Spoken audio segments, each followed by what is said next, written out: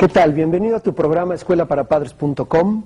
Soy Vidal Schmil y te doy la bienvenida a esta emisión que toca un tema muy doloroso y muy delicado: prevención de abusos sexuales a menores.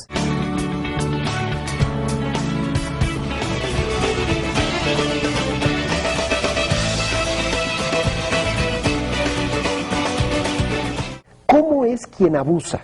Bueno, primero vamos a hacer una distinción. Hay pederastas y pedófilos. Son dos conceptos diferentes. El pederasta ataca a varones preadolescentes y es el gusto de hombres homosexuales por varones menores de edad. Ese es el pederasta. En cambio, el pedófilo ataca a niños y niñas menores de edad, y la atracción sexual del adulto por las niñas y los niños no tiene distinción en cuanto a género. Ahora, ¿cómo opera? ¿Cómo es quien abusa? Por lo general no se reconoce como maltratador, ¿eh? Déjame decirte que no hay una autocrítica, por lo tanto no busca ayuda profesional.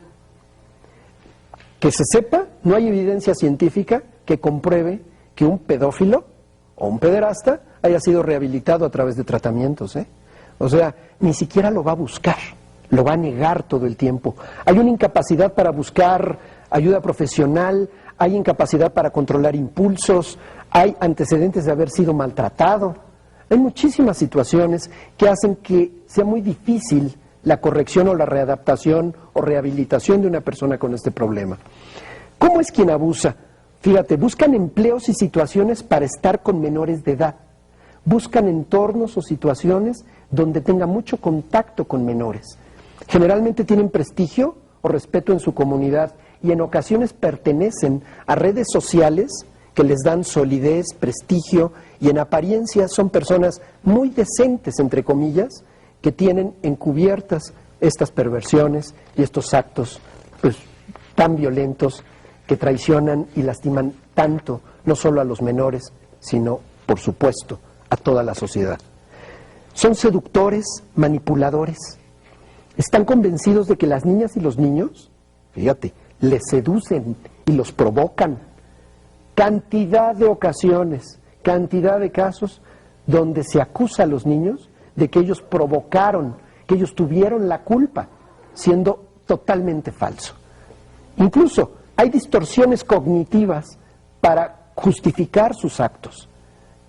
Un padre de familia que abusaba de su hija comentaba que la estaba educando sexualmente. Un abuelo que abusaba de su nieta decía que bueno, ya que iba a ocurrirle de cualquier forma, él la estaba preparando.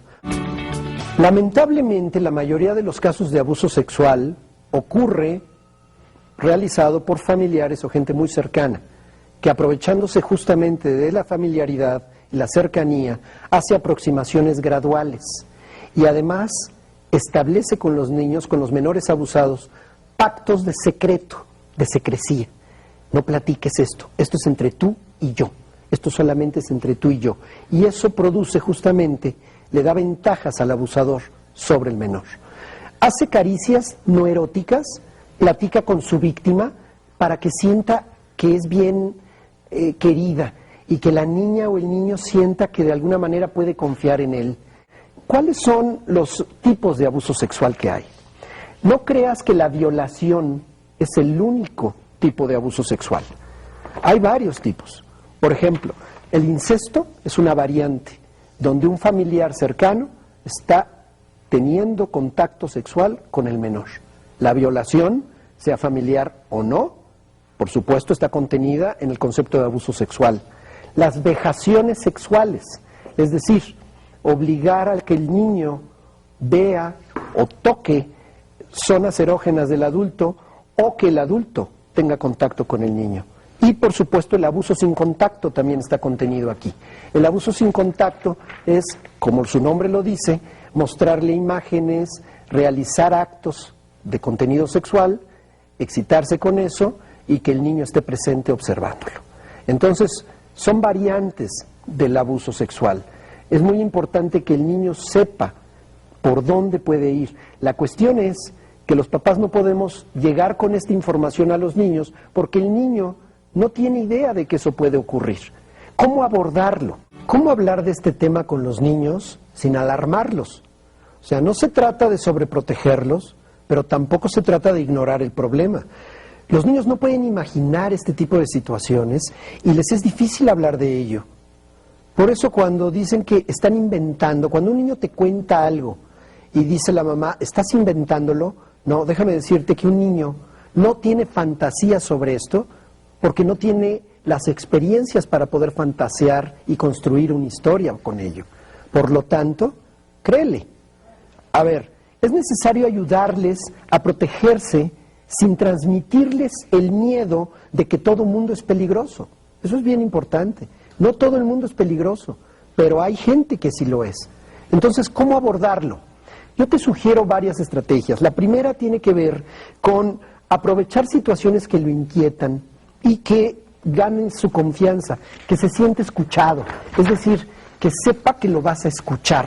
Jueguen juntos para encontrar soluciones a situaciones inesperadas. ¿Cómo qué? A ver, si pierdes tus llaves, ¿qué harías? Si te pierdes en una tienda, ¿qué podrías hacer?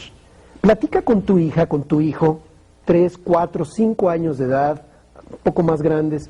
¿Qué pasaría? Ponle en una situación de riesgo o de inquietud y a partir de ahí, ¿cómo lo podrías resolver? No tiene que ver con sexualidad esto o con el abuso sexual. Tiene que ver con ganarse la confianza de que el niño puede expresarte y comunicarte cosas cuando está en peligro.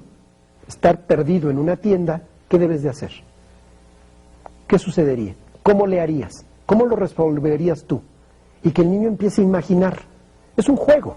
Y eso hace que el niño gane confianza contigo. Eso es un primer punto. Enséñale a encontrar soluciones por sí mismo. ¿Ok? ¿Cómo le puedo hacer? Está bien, dile que tiene derecho a rechazar una propuesta de un adulto, incluso si es un conocido. Que el niño aprenda a decir no. Decir no está bien, no importa. El niño no está siendo grosero porque aprenda a decir no. Hay muchos niños que por tanta obediencia no son capaces de poner un límite a una petición inadecuada. Cuando una mamá o un papá me dice, es que yo quiero que mi hijo obedezca, a ver, espérame, la obediencia ciega no funciona. Que tu hijo haga caso a peticiones adecuadas está bien, pero que tenga la capacidad de distinguir cuándo no debe de obedecer, puede ser la gran diferencia para evitar un abuso. Si se siente en peligro en la calle, ¿qué debería hacer? Buscar ayuda, meterse en una tienda, meterse en un lugar donde haya mucha gente y pedir ayuda. Y si no le creen, insistir hasta que alguien le crea. Debe de buscar ayuda y encontrar hasta que alguien le crea. Siempre al joven, al niño, déjale un medio de comunicación y de contacto, ya sea un celular. Yo sé que las cuentas de celular luego pueden salir muy caras, dosifícalas, pero que el niño tenga un medio, una tarjeta, algo para poderse comunicar y pedir auxilio. ¿Qué debemos aprender? ¿Cuáles serían los aprendizajes clave para evitar que ocurra? Hablar de salud sexual integral siempre con mi hijo o mi hija. No tengas miedo sobre el tema, abórdalo, documéntate, estudia, cómprate los libros, revísalos. Es muy importante que de verdad estés al día en esto. Segundo, decir no a peticiones inadecuadas es algo que está bien. Ese es un mensaje que le debe quedar muy claro al niño, a la niña. Decir no cuando te hacen sentir incómodo ante peticiones que tú sabes son incorrectas, no te preocupes. Aunque pases por grosero, es mejor pasar por grosero que sufrir el abuso sexual. Y por último, tu cuerpo es tuyo y nadie tiene derecho a tocarte. Nadie tiene derecho a tocar tu cuerpo, es tuyo. Uno de los grandes problemas que sufre el niño con abuso sexual es que siente que su cuerpo no le pertenece, que ha sido utilizado. Y eso es parte fundamental del proceso de educación sexual. Esto es escuelaparapadres.com, yo soy Vidal Schmil y te invito a la siguiente emisión, no te la pierdas. Muchísimas gracias por aceptarme en tu hogar y ojalá podamos vernos pronto. Hasta luego.